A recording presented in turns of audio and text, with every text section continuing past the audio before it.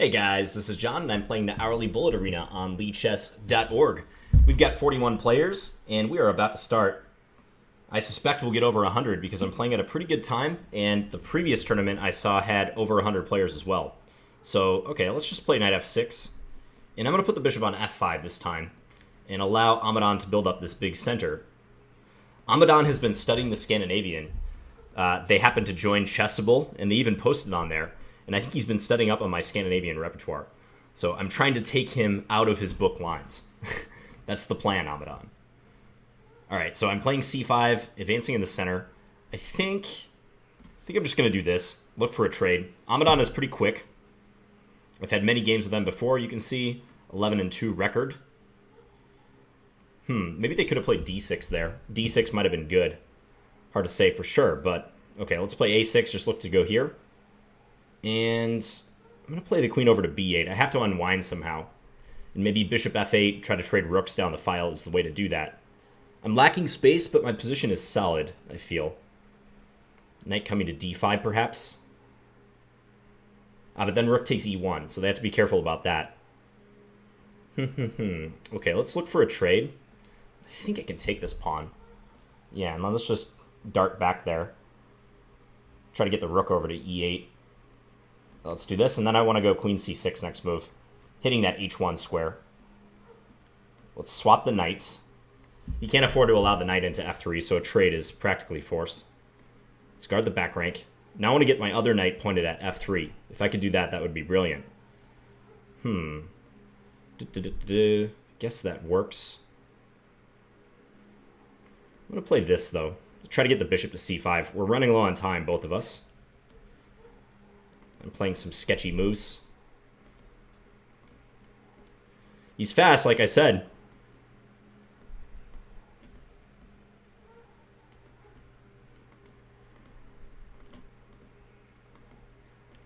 I'll give a check. All right, so we won that one at a time scramble. I feel we were both playing a little safe in that game, especially in the middle game, but it was a tricky middle game given that d pawn. I had to neutralize that pawn. I think he might have had a chance for d6 out of the opening. Okay, Mad Donuts. I think this is a good berserk opportunity. So let's... Whoa, did not mean to play knight e2 there. All right, I guess we're improvising now. We're going to try to rush on the king side. Improvisation is not bad when you're trying to win a berserk game. Possible sacrifice on e6 in the future. See if they want to take this knight on g5. I think that knight is annoying to black, so I wouldn't be surprised if they did. It's castle now. Looking for knight e4. And then g4. g4 would be a nice way to continue this attack. Yeah, let's do g4. Hack open that king side. Okay, take. Let's continue trying to open this up. We're going to go here. There's some really weak dark squares. So if I can get the knight into f6... and then attack on those dark squares. This is looking good. This is looking really good. Queen f3, queen f6 is the plan. Hopefully before black organizes an attack. Okay, now I'm threatening bishop d6, followed by queen g7, controlling that flight square. So queen g7 mate. All right, back to tournament. So we got a quick 5 points. And we defeated Amadon in that first game, but you can see he already berserked and won. Crush You Dud. I know you were looking for a shout-out, Crush You Dud, so here you go. And he's playing the Scandi. He's not messing around. He's playing a Gambit, though. I can't advocate this Gambit. I don't think this is a very good line for black. In Bullet, it's acceptable, but black is not going to get full compensation for the pawn. I want to go c4, if I can, and then put the knight on c3, and just enjoy my nice center. Let's attack them with d5. I mean, really, why not? Take here. We're on that bishop on d6 now, too. Yeah, we can just go swipe that one. Queen takes e6, a threat. Let's bring the knight in with check, hitting d7. Go take this guy. e6 will fall next move. Check here. Check here. And that is mate. I didn't realize it was mate, but it was checkmate. All right, 9 points. Who else is in this? Putnik 2, Luciano Bonfico, D-Palm, tab player, Abdel 1995. Hello, Anton. Anton just joined, late as usual. All right, Luciano, 21-33. Probably not a good idea to berserk this player. Let's do this and then the delayed queen d5. I like this line. This is a fun one. Can I play knight d4? I'll try it. And then let's go bishop f5. We'll take that. Probably castle next. e6. This bishop on d3 is looking awkward, in my opinion. Let's see if they want to swap. They do not. Yeah, so they're just going to put that there. Let's bring this bishop back. So if ever there's a capture on f6, I can take on f3. That's important. They take that way. I would not have done that. I would not have parted with the dark square bishop. This just loses a piece. Now bishop takes f6 next move, so a miscalculation by my opponent. Let's go take this guy. Yeah, and this will be a straightforward win.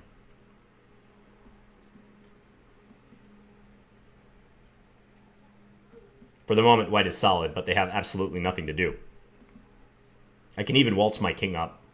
I'm going to start marching my king up like this and go take the c2 pawn. Just to be evil like that. Well, white is entirely helpless.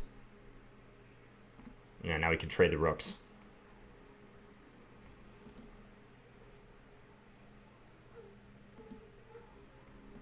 Let's advance this pawn.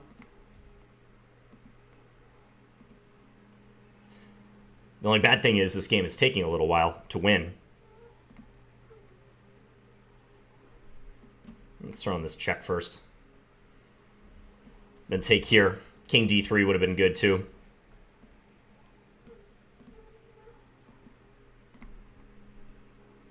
Okay, so we win that game. Miscalculation when my opponent played bishop takes f6. They could have taken on f6 a couple moves prior, I think. But Nico Man is the next opponent. Don't feel like I need to berserk or anything. This is a player sometimes I might consider berserking. And they're playing the queen d8 Scandinavian. Everyone's getting on board, you see. Let's put the bishop back on d3 if given the chance. I like this setup. And then we're going to go queen e2 and rook d1 while my opponent is cramped. They can't take on d4 due to bishop takes h7. It's an important nuance. Let's play h4. Just try to open this up, basically. Okay, let's take. Continue pressing. Knight takes e5. Okay, no knight takes e5. Let's go here. I think they want the bishop, but I actually don't really mind giving that up, because I still have a lot of play on like the third rank, for instance. I can bring this rook over to g3. Looks like a nice way to pressure the opponent's position. I might even lift the other rook too. Maybe do this and then knight e4. This looks pretty tempting. And they really need to get that bishop out, but it's difficult, isn't it? You can take that. If they take, then there's knight takes f7. We should be on the verge of mating them. So now, like, maybe this is a threat, or knight takes h6. Let's go knight takes h6. And then take here. Threatening this. And if they take, we'll take with a pawn. This is going to be a fun checkmate. Queen g5 forced, with mate on the next move. Okay, back to tournament. 17 points, Amadon in close pursuit with 14. After that, kind of a gap. One player with 9, one player with 8, but neither of them is streaking. So I think if we play Amadon again and win, that will be really good. So let's stick with more of a closed strategy against Amadon. Let's play one of our pet lines. The same-ish with knight ge2. I like this line a lot. e6 is the usual move. Black trying to undermine the center. For me, this is a decent opening for bullet because I know the ideas pretty well. I can play it fast. Even though he'll probably end up being up on time still. Let's defend that pawn. Let's go here, maybe bring the bishop back to e3. Just in an attempt to castle. Probably queen c7 is a good move now, protecting c4. Not completely sure about my setup, but I'm going to try to get this knight to e3. That will be my goal in the short term. Alright, yeah, I think I should still do this. I know they can go knight d3 check, but I think I should still play this way. Let's try to close the position down for the moment. c4 could be weak, so that's what I'm banking on, trying to win the c4 pawn. Take that. Attack their queen. Let's take here. Let's do this. Try to get the knight to c4 should they trade. Gotta watch my time a little bit. Let's take like this, I suppose. Still a complicated position. Not sure who's better here. That is a little up in the air. He's coming awfully fast with those pawns. Let's go here and attack that knight.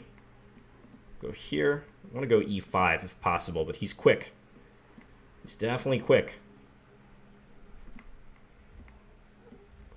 So let's push.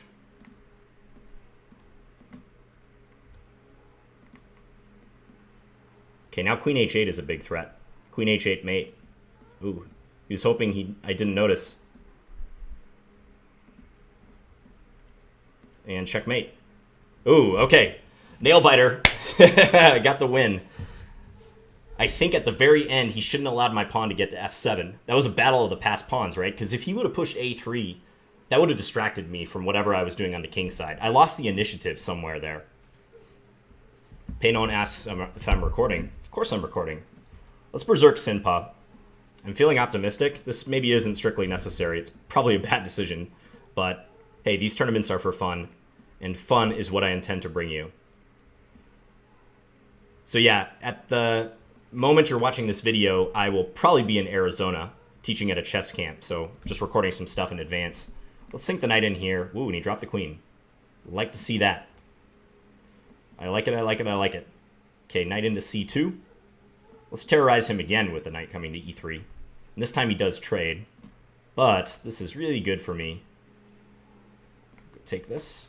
You give a check on b5 at some stage, but looks like he didn't notice. Let's take that. If knight takes, then queen takes d4, threatening the bishop. Okay, do this. Bring the rook in. Ooh, his rook was hanging last move, wasn't it? Fortunately, there's mate coming up. So with that victory, we're at 26 points, leading the field by 12. Crush You Dead says, Finns, my heart was racing when I played you. I have that effect on people. When you know you're going to be on YouTube, the pressure is on. All right, Putnik 2, 2061. Let's play g6, bishop g7, and then c5. See if he wants to transpose into a Bononi. Not much experience on the black side of a Bononi, but hey, first time for everything. Now I want to go a6 and b5. Therefore, I think white should have played a4 on the previous move to stop me from expanding. Now he should definitely play a4, but he's choosing a little bit different of a path. Let's do this. I'm going to try to get the bishop out to a6. I think this is a reasonable plan. Let's do that, just stop any further expansion on the king side. He might tee up f4. I'm getting that impression. He does give up the g4 square, however. So can I do this and then take on d5? Well, he's going to stop that for now. Okay, I'm happy to push e4. I'm going to keep my light square bishop and maybe send the queen in here instead. Let's take. He needs to take e4 pretty soon, I think. Now, what is happening? Because I control f1, this is crushing. For a second, I thought his king was escaping to f1, but now queen h2 with the mate is virtually unstoppable. Okay, so let's just do this. We're up almost a full queen now. I think we can afford to take. That should be fine. Let's bring the queen over here. I know he's got a check he can throw in, but I'm not that concerned. Not enough firepower for my opponent. Let's give a check here. We'll pin him with rook g4. Go e5. Just hammer away at his defenses. I can take that. Rook h3, I have this move. Threaten queen g3 mate. And we win. 12 minutes and change remaining. Vasily Peredruk. Okay, let's berserk this one. Playing knight f3, though, a little bit slower. Okay, queen d2. Hopefully it takes him a while to develop his king side. I'm happy to see that move. He's opening the position. Let's target that pawn on e7. Go after that guy. I'm happy with trades. If rook e8, I have bishop takes f6, importantly. So we win a piece. So this turned out well. Queen b4, nope. Now he's got to worry about the dark squares. Dark square invasion. Queen f8 is the threat, to which he almost has no defense. h5, queen there. Yeah, he's going to sacrifice the queen, but this is over shortly. So 35 points. Kabunin is the next person in line, and Baron von Bananenschnabel, 16 points. Hello to you, Baron. Standings changing fast, though. Amadon trying to berserk, getting back in it. Let's play d4 again against Amadon. Maybe we'll play Exchange King's Indian this time. Just see what he has in mind against this one. I feel like Amadon doesn't like to play endgames, but I could be wrong. This allows the knight into c7, just winning the rook, which we will take with open arms. Okay. I probably should not have allowed that to happen. That was pretty foolish of me, actually. I think I could have saved my knight somehow, but I don't know how. All right, so we're still up material, but now we have to try to convert it. Let's go here. Just guarding d4, in case he gets it in his head to use that. Now let's attack that knight. And let's go here. Looks pretty good. And then target this. Our pieces are coordinated well. I think taking this is the cleanest, just to eliminate his counterplay.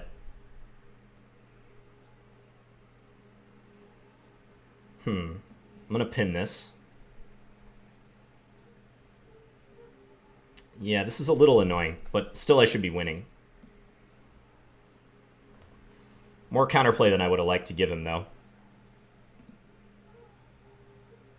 d3, okay, so he's going to do it this way. This is fine by me. Okay, now we're just going to take some stuff, make this real easy on ourselves.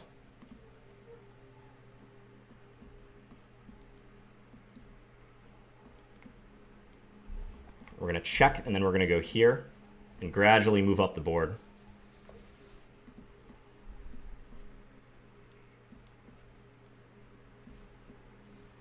And bring our king out next. And he tries the Hail Mary.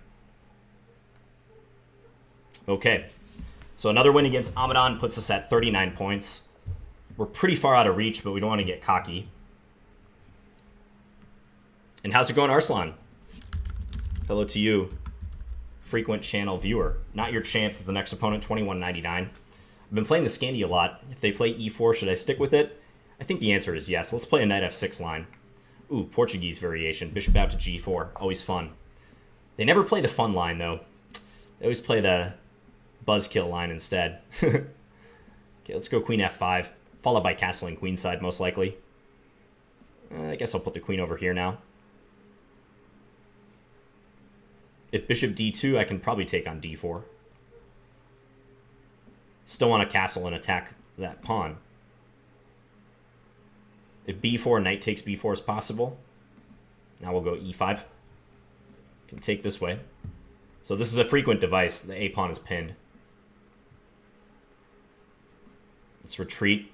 Still on this pawn on d4. He can play knight f5, but that might be of no consequence. Let's go queen over. Yeah, maybe he can take. This is a little fragile. I'm not sure I should have done this, but we'll find out if it's any good. Take, take, knight f4, I have rook here. But he can play bishop b4. I didn't see a way out of that, though. Okay, let's do this. That was fortunate for me. I think he could have played that better.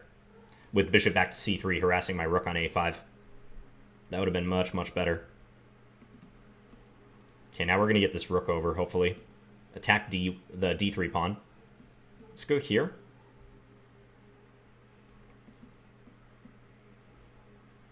We can take. Important point. Guard that.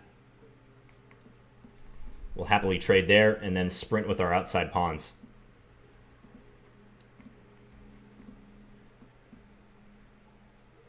Can check down on e8, but it's not going to matter.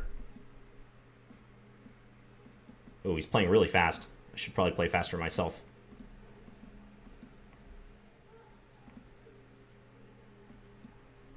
Okay. So a victory there, 43 points.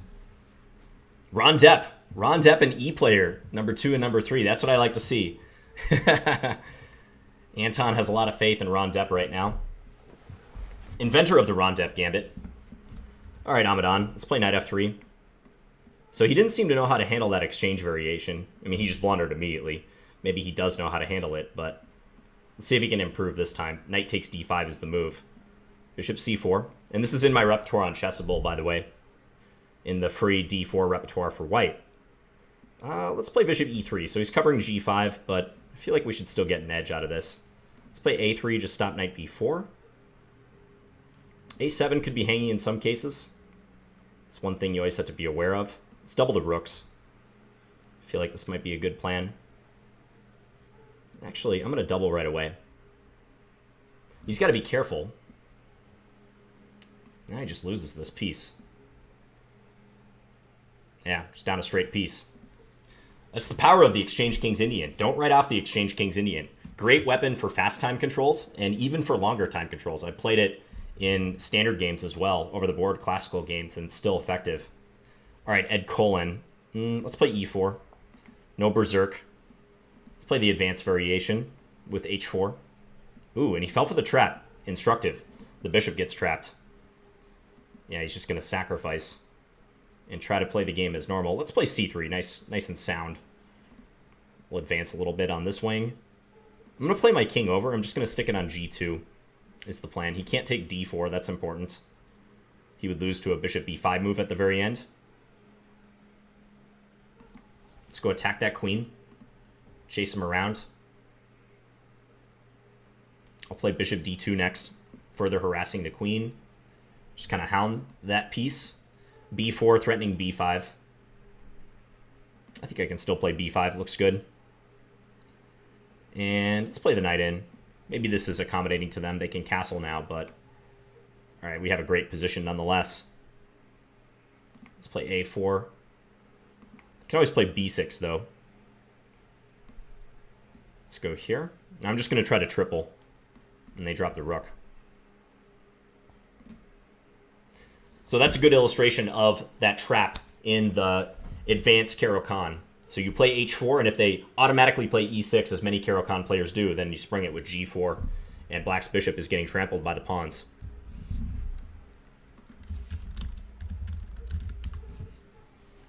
Bug Dog is the next opponent. Playing kind of a pre-mover's opening. Let's play the bishop out here. And then we'll go e6, bishop e7. This pawn might be difficult to defend. Let's play queen b6. And then a5 looking for a4. Yeah, trying to harass this queenside of whites. Let's play the bishop in. Then castle. And now, next I'll look to get a rook on c8. Maybe eventually put my knight on b4. I'm not sure I should have put the bishop in on b4. Yeah, let's do this. Looking for knight b4. Attacking a2. Also looking at c2. Threatening bishop c2 as well. White would have to give up the exchange. I think I can just take. Let's do that. Bishop into c2. And... ooh, maybe... okay, knight c3. I was thinking I had to play knight b4 and allow queen takes a3, but that's not the case. Now we're on this bishop as well. It's important. Let's get the knight in on a stable square. Let's take that. And then pin. So strong bishop, hanging pawn on b3. I think we can take that. And then just look to push the a pawn, basically. White's going to throw their pieces at us now, but it's not going to amount to anything. Knight f4 is a threat. So they have to trade. Let's push this pawn.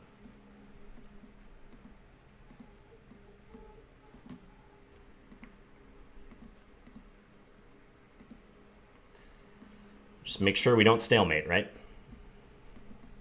Do the old roller checkmate. Always the safest. And mate. Our queenside play eventually crashed through. E-player.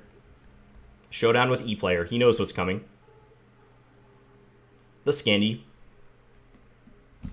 We'll play this central equalization line, so trying to attack d4 gradually. We'll castle now. Let's give it check. And I think I'll put the queen on f5 and then go knight f6 after that. Let's play... He is attacking that pawn on f7, so I'm going to play a safe move. Ah, but there's bishop c4. Alright, I'm going to go back. We are on the knight on f3. E-player pushes forward. Good move, I think. Good move, Mr. E-player. What to do here? I think I got to take, even though that allows knight takes c6. This is not so good. Yeah, I don't like this. So my king might have to escape via d7 sometime soon. And he's up on time. Let's do that right now. Just run away immediately. I would love a trade of queens. I don't think he should do it. Let's go here. He can win a piece whenever he wants, practically. Yikes. My king is going to die if I play king takes c6, I think. I'm trying to convince him to trade his queen for 2 rooks. Let's get out of there. Get out of dodge. Keep pushing us away. Let's go here. I'm having to play very carefully. I'm still offering a trade. He knows I want it. Move away from getting my king to safety somehow. Rook e5 probably. Ooh, I'll take that trade any day. Take that. Oh boy, should not have done that, what I just did.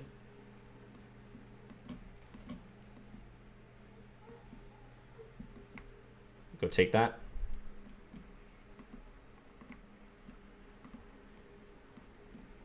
He's fast, that E-player.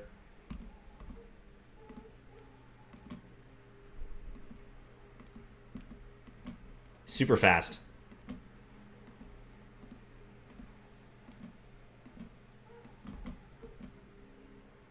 Ooh, and a draw.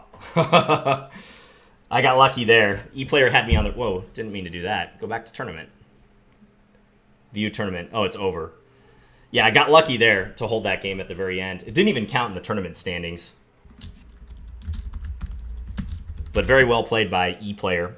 His queen b3 move was nice. That created problems with knight e5 coming, because my knight on c6 had to support the bishop on b4, and it was almost a disaster after that. Amadon was second place. Berserking, according to this person, 80% of his games. And E-player was third, a very well-earned third place. Fun tournament.